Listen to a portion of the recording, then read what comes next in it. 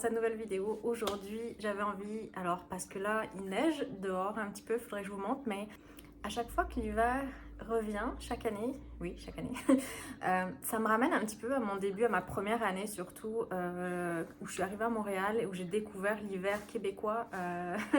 Et donc je me suis dit, j'ai repensé à mes galères du début et je me suis dit, il faut que je leur partage 3 conseils en fait pour survivre au premier hiver québécois parce que en général ça fait toute la différence, c'est-à-dire qu'il y en a qui vont partir, ils vont passer le premier hiver, ils vont dire non c'est pas pour moi, je me casse, je rentre dans mon pays, ou alors il y en a qui vont dire bah, c'est génial, ou alors ils vont juste rester. Donc voilà, c'est parti. Comme vous voyez, j'ai mis mon sapin super tôt cette année. Je l'ai mis début novembre. Je pense deuxième semaine de novembre. J'avais tellement envie voilà, d'être dans le mood un petit peu de Noël, donc voilà, je suis contente, je l'ai mis en fond avec moi, donc je suis contente. Cette année, il a commencé à neiger quand même assez tôt par rapport aux autres années. Je dis toujours aux gens qui arrivent, oh vous allez voir, la neige s'en vient plutôt aux alentours d'Halloween, 31 octobre, 1er novembre. Et ben cette année, j'ai menti parce qu'on a eu, je pense, une première neige tout début novembre. Non, on avait eu de la neige un week-end. Oui, c'est ça, il y avait les premiers flocons. Mon chat était sorti sur le balcon et c'est là que je me suis rendu compte que des flocons lui tombaient dessus. Et ensuite, on a eu une petite neige comme ça, des petits flocons comme le lendemain. Je pense que c'était un samedi. On a eu des petits flocons le dimanche, puis après dans la semaine. Et je me rappelle parce que j'étais tellement fatiguée le soir, je m'étais plantée de bus en rentrant. C'est-à-dire que au lieu de prendre mon bus habituel, je me suis mis au même endroit pour le prendre, sauf qu'il y a 2 bus qui s'arrêtent à cet endroit-là à peu près aux mêmes heures. Donc j'ai pris, en fait je pensais que c'était le mien, donc je suis rentrée dedans et je me suis retrouvée je sais pas où.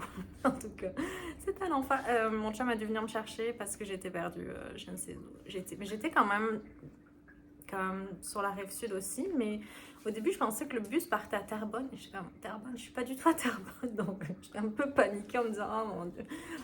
Bref. Donc, quand je marchais pour rejoindre mon chum, je lui ai donné rendez-vous au Mont-Doux. J'ai regardé sur la map et il est venu me chercher et il y a eu pendant que je marchais, les premiers flocons commençaient à tomber. C'était drôle. Bref, je veux plus penser à ça.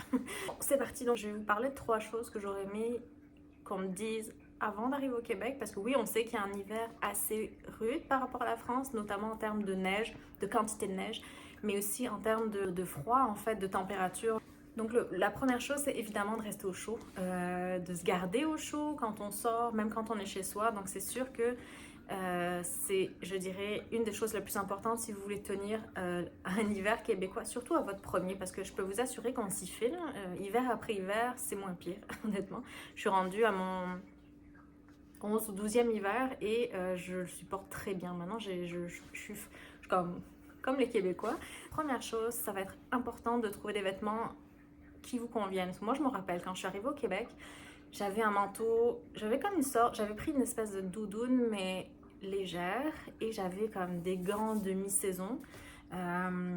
J'avais pas de bottes de neige, bien évidemment, et en fait, je venais de France, puis je m'étais pas forcément habillée, parce que moi, je suis arrivée au printemps, donc ce qui fait que je m'étais dit, j'achèterais mes vêtements sur place. En fait, j'ai pas vraiment allumé au moment où mon premier hiver est arrivé, c'est-à-dire que je pensais que mon manteau suffirait, etc. Et écoutez, j'avais pas de bonnet, j'avais rien. Je restais quand même quelques semaines comme ça et j'avais froid. Et je me rappelle, j'avais des petits gants et j'ai fini par m'acheter quand même des bottes quand la neige a commencé à arriver parce que ça, c'est super important. Et j'avais tellement froid. Je me rappelle, un jour, je prenais le bus parce que je travaillais dans un endroit qui était vraiment loin de là où j'habitais. Donc, il fallait que je fasse plusieurs correspondances en transport. Puis, arrivé à la dernière correspondance pour attendre mon bus, en fait, le bus n'est pas passé. Le bus n'est pas passé, puis ça a pris comme 40 minutes avant qu'il passe. Et j'avais froid. Je me rappelle, j'avais les orteils gelés, j'avais les mains gelées, j'avais froid. J'avais pas de bonnet, j'avais juste la capuche de mon manteau. Et je me rappelle, je m'étais dit, ça marche pas, faut que je m'achète quelque chose de plus chaud. Donc ce que j'ai fini par faire, j'ai acheté des gants de ski, évidemment. J'ai acheté également des cache-oreilles. C'est juste des petits trucs comme ça avec un serre-tête. Et c'est comme ça que j'ai commencé. Puis ouais, non, c'est ça. Parce que j'ai pas racheté. J'ai gardé mon manteau de France le premier hiver. Ouais, c'est ça. J'ai gardé mon premier manteau Donc voilà, la première chose que je vous conseille, moi, ça va être vraiment de vous acheter premièrement un manteau super chaud. Vous avez des tas de marques. Alors, je ne conseille pas forcément Canada Goose. Les Français achètent beaucoup Canada Goose quand ils arrivent au Québec. C'est pas forcément une marque que je conseillerais. Il y a des tas de marques, il y a des tas de marques super efficaces. En fait, pas besoin de mettre non plus des milliers de dollars. Je pense aux gens qui vont acheter Rudsac, par exemple. Je vous le déconseille parce que oui, c'est beau au niveau esthétique, mais au niveau qualité, ça vaut rien. Si, c'est sûr que moi, je suis plus dans le mood vegan au niveau vêtements. Donc, moi, je ne mets pas de vraie fourrure. Je mets pas mon manteau actuel que j'ai acheté, c'est pas des plumes d'oie. Renseignez-vous, mais pensez à acheter vraiment un bon manteau qui tient chaud. Et pendant qu'ils vont jusqu'à moins 30, peut-être moins 40 même, mais honnêtement, un manteau qui fait jusqu'à moins 20, moi je trouve ça quand même bien parce que souvent c'est marqué de toute façon sur les étiquettes ou si vous regardez en ligne sur les vêtements, etc. Vous avez les températures, donc vous pouvez vous baser là-dessus. Donc c'est ça, choisissez un très bon manteau. Ce que j'aime bien, moi, c'est les manteaux qui ont quand vous mettez les mains dans les poches, qui ont l'espèce de doudoune en fait dedans, enfin une matière assez douce, ça permet de garder les mains un peu plus au chaud. Et en parlant de garder les mains au chaud, alors effectivement je vous conseille vraiment des bons gants de ski en moyenne. Moi je pense que les miens je les ai payés à peu près 80 $, mais ils me tiennent vraiment chaud. Je les mets pas souvent, je les mets vraiment quand il y a des gros froids, sinon je mets des gants un peu plus légers. Mais je sais que la première année j'avais tellement froid, parce que mon corps n'était pas habitué au froid québécois en fait. Ce qui fait que je vous conseille vraiment la première année d'investir dans des vêtements ou des accessoires comme quand même chauds, le temps que voilà, votre corps se fasse aux températures d'ici. N'oubliez pas vos gants. En fait, tout ce qui est extrémité. Donc moi, quand j'étais en France, vous m'aurez jamais vu avec un bonnet. C'était hors de question. Je détestais ça. Je voulais juste pas que ça abîme mes cheveux. Ou en tout cas, je faisais un peu ma princesse là-dessus, comme pas de chapeau, pas de bonnet. Et écoutez, j'ai fini par craquer parce qu'il fait tellement froid ici maintenant. J'ai un bonnet effectivement pour l'hiver, je le mets juste pas tout le temps parce que à date, au bout de 11 ans, je suis quand même bien habituée et à moins qu'il fasse vraiment extrêmement froid, j'ai pas de bonnet, mais je sais que les premières années c'était l'enfer. J'avais toujours besoin d'avoir un bonnet sur la tête, plus la capuche, plus donc c'est acheter un bonnet, une tuque comme ils appellent ça au Québec. Si vous voulez rajouter des cache-oreilles, faites-le. Moi je sais que j'avais mon bonnet cache-oreille, souvent la capuche, parce qu'il faisait tellement froid que puis même la neige, des fois il y a du vent, donc ça brasse et donc vous vous retrouvez avec plein de neige dans la face. Ou même, je sais qu'à un moment donné, je mettais des cache-cou. C'est vraiment super important aussi. Puis des fois, il y a juste les yeux qui sortent et il y a même des gens, on voit parfois des gens qui sortent avec des lunettes de ski parce que ça protège vraiment. Parce que des fois, les tempêtes, c'est l'enfer. Quand vous marchez dans la neige, puis que vous avez le vent qui souffle, la neige qui vous vient dans la face. Donc c'est vraiment... Donc voilà, l'important c'est vraiment de se couvrir. Et pour finir avec les extrémités, les bottes de neige c'est super important. Mais vous allez voir, de toute façon, ils en vendent dans tous les magasins parce que c'est comme un essentiel en fait au Québec. Donc idéalement, assurez-vous que les bottes soient imperméables, soit qu'elles aient des crampons intégrés. Moi mes bottes actuelles ont des crampons intégrés que je peux en fait mettre ou enlever, mais ils vendent également en plus des crampons. Ça c'est super important, pensez-y, les crampons, parce que honnêtement en fait j'aime la neige, ça me dérange pas, le froid, etc., mais la glace, le verglas, protégez-vous de ça parce que j'ai fait des chutes assez impressionnantes durant toutes ces années et je sais que chaque année je vais m'en manger une. Et l'année passée je suis pas tombée, j'ai eu la chance, mais toutes les autres années je me suis pris des méchantes gamelles sur la glace, donc faites attention à ça aussi. Prévoyez les crampons, soit des bottes intégrées, mais souvent quand vraiment il y a beaucoup de glace, c'est bien d'avoir de rajouter en fait des crampons parce que ça peut être très douloureux. Petits accessoires qui sont sympathiques pour se garder au chaud, mais je pense qu'il y en a aussi en France, c'est des poches, des espèces de petits trucs que vous achetez. Vous pouvez acheter ça au Dollarama, ce genre de choses. Je pense vous frottez, il y a un produit dedans qui vous frottez dans la poche, puis ça chauffe en fait, puis vous mettez ça dans vos poches, puis ça peut vous chauffer les mains. Idem pour les pieds. On a aussi la technique de l'oignon, comme on appelle ça ici, c'est-à-dire mettez des couches, des surcouches. Ils vendent énormément. Oui, ce que j'ai acheté les premières années aussi, c'est les espèces de collants très thermiques, c'est-à-dire qui gardent la chaleur. Et ça m'a beaucoup aidé les premières années parce que c'était l'enfer, j'avais tellement froid, c'était horrible. Donc je vous conseille vraiment d'investir là-dedans. Ça peut coûter quand même cher si vous en voulez des bons puis qui vous tiennent au chaud pendant un certain temps. jusqu'à un certain nombre de degrés en fait en négatif. Donc ça m'a beaucoup aidé aussi, donc, notamment au niveau des pantalons.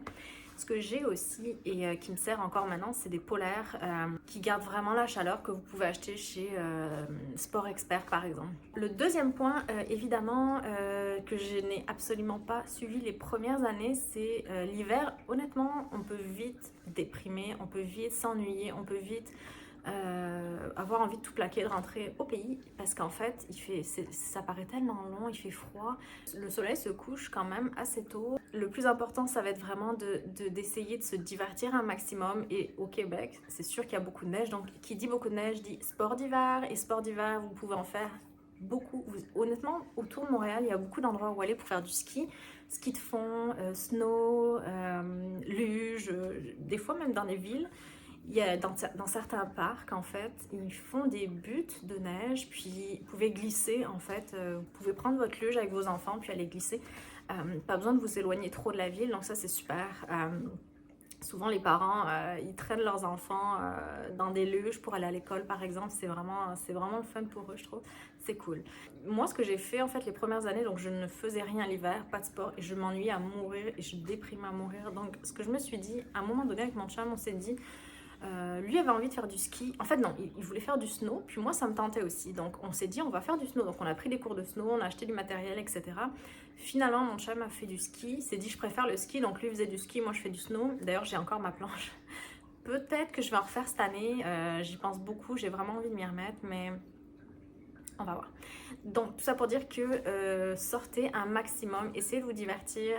Les sports d'hiver, voilà, si vous aimez ça, si vous aimiez en faire en France, c'est l'occasion, allez-y franchement.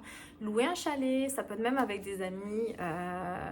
Il y a des très très très beaux chalets où vous voyez vraiment avec des immenses fenêtres. En fait vous êtes en pleine forêt, vous voyez la neige tomber. Donc ça c'est aussi super. L'important je dirais c'est d'être au maximum dehors pour vraiment pouvoir prendre la luminosité au maximum, parce que ça va vite là, la dépression. Et je sais que moi les premières années ça a été extrêmement difficile à cause de ça, parce que je savais pas quoi faire l'hiver. Donc voilà, vous pouvez aller patiner aussi. Cette année je pense que je vais aller moi ce que je veux faire depuis des années que je n'ai pas fait encore, c'est la forêt enchantée, quelque chose du genre, où vous pouvez patiner en fait dans une forêt, il y a même des animaux, tout ça. Donc, ça me tente vraiment.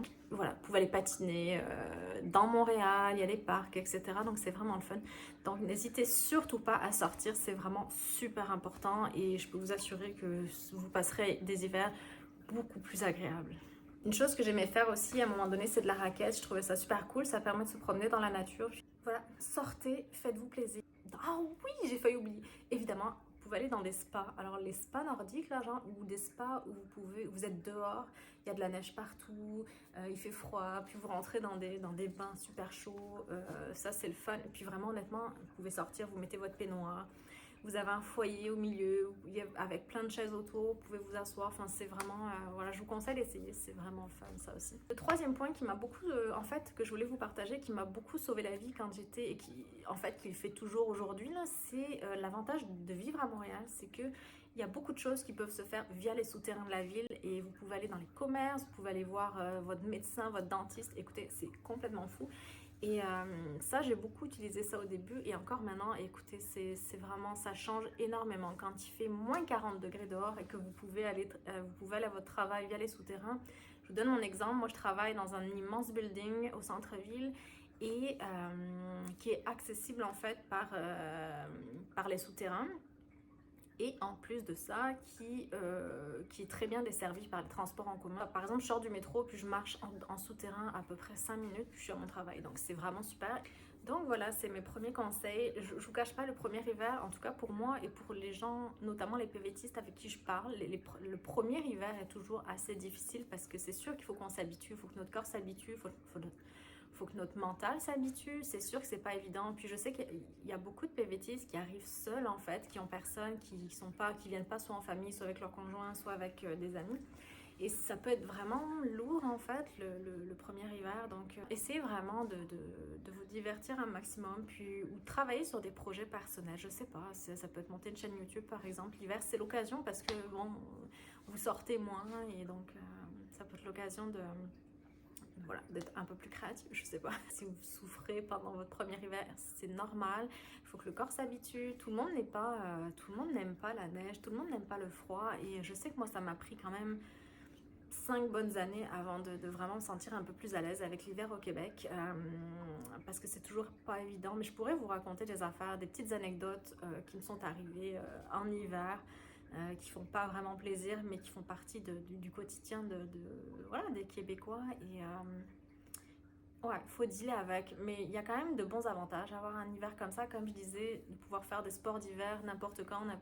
C'est sûr qu'après, bon, j'imagine qu'il faut avoir un certain budget si vous y allez régulièrement, parce que c'est surtout depuis la pandémie, les prix ont énormément augmenté. Mais c'est quand même le fun, honnêtement. Moi, ça me manque. J'ai vraiment le goût cette année de me remettre au snow. Puis, on va voir. De toute façon, je vous emmènerai avec moi. J'avoue que j'avais dit que je vous emmènerai avec moi à l'automne, mais j'avoue que j'ai pas fait grand chose. J'étais beaucoup plus focus sur mon travail. Mon chum a beaucoup plus travaillé aussi, ce qui fait qu'on est moins sortis. C'est ça, c'était plus comme l'automne a plus été ma concentration était beaucoup plus sur mon travail, donc ce qui fait que j'ai pas vu passer l'automne honnêtement, et on arrive à la fin de l'année. Donc écoutez, je vais essayer d'être plus régulière dans mes vidéos. C'est juste que ouais, j'avoue que je suis très focus sur le travail en ce moment. Donc voilà, donc si vous avez aimé cette vidéo, likez, commentez, abonnez-vous, la routine habituelle. Puis on se retrouve très vite, je vous promets, dans une prochaine vidéo. Bye!